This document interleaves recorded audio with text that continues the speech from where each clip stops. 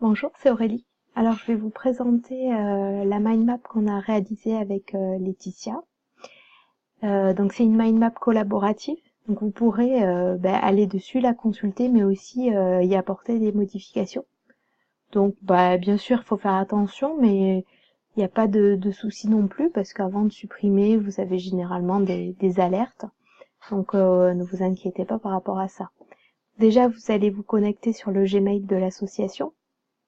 Donc l'identifiant, c'est association défi de femmes au pluriel @gmail.com.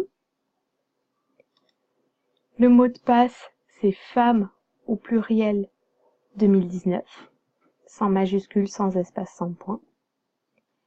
Et puis une fois que vous êtes connecté sur l'interface Gmail, vous allez ici sur les petits carrés et vous cliquez sur Drive. Alors pour l'instant sur le Drive, il n'y a pas grand chose, donc vous le trouvez facilement. Mais quand il y aura un peu plus de documents, il faudra aller dans Partager avec moi. Pourquoi dans Partager avec moi? Parce qu'on a créé la mind map avec mon compte et que je l'ai partagée avec l'association. Je vais faire ouvrir avec MindMaster pour pouvoir la modifier. MindMaster, c'est une application de mind map. Alors moi, vu que j'ai plusieurs comptes Gmail, il me demande avec quel compte l'ouvrir. Donc MindMaster, par contre, on est limité à 3 mind maps gratuites par compte Gmail. Donc voilà la belle mind map qu'on a fait. Donc là, c'était pour présenter les différentes activités de l'association pour que vous puissiez voir là où il y a des besoins, là où vous êtes intéressé pour intervenir. Donc défi de femmes association, on a des thématiques, océan Indien avec les différentes îles et les projets qui peuvent s'y référer. Dans finance, les factures qu'il y a à régler, les réceptions de devis, les subventions, la vérification des comptes.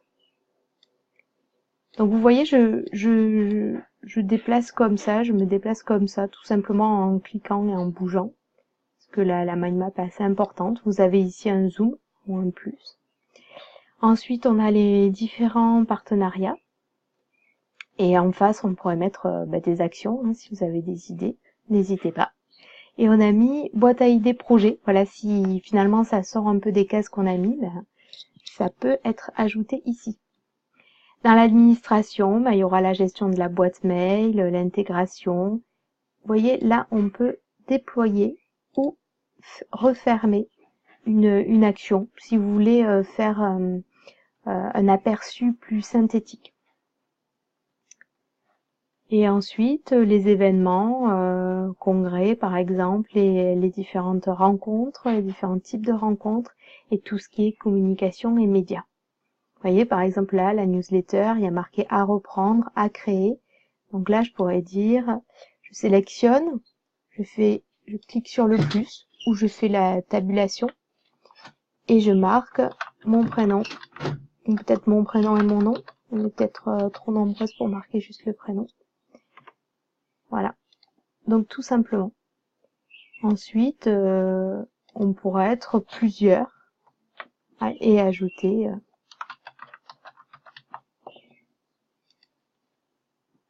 Alors à tout moment,